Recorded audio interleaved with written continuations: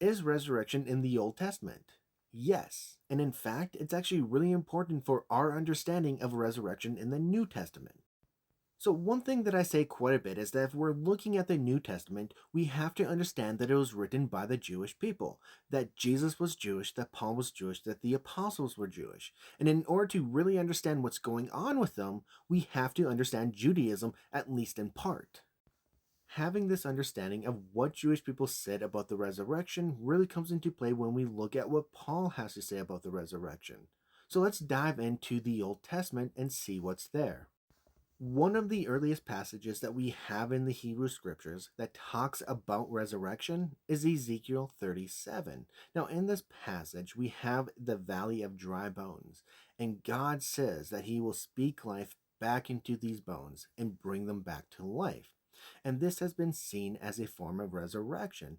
Now, this idea will be used in other passages, and it's something that's built on within Judaism. Other passages within the Hebrew scriptures that talks about resurrection is Daniel 12 and Isaiah 26. Now, both of these talk about resurrection as being something that happens in the end time, something that happens when the world is coming to an end, when God is going to set up his kingdom back here on earth. And at that time, those who have perished will have life brought back into them and they will rejoin the living. Now, all of these stories have to do with the idea of God being just. It's all having to do with God's justice. That we may suffer now, but later on, at the end of times, we will have life brought back into us and we will reign happily in God's kingdom.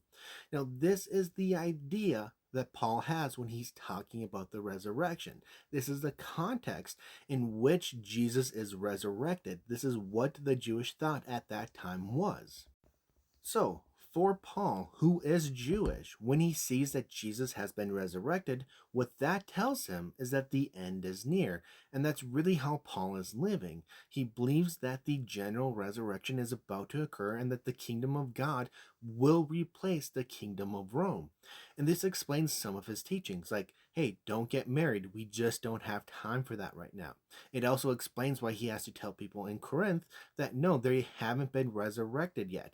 That's going to come soon, but it hasn't happened yet. Having some background information on what the Jewish ideas at this time were helps us understand both what Jesus and Paul were saying and doing. So, yes, the Hebrew scriptures do talk about resurrection, and having some understanding of that will help us better know what's going on within early Christianity.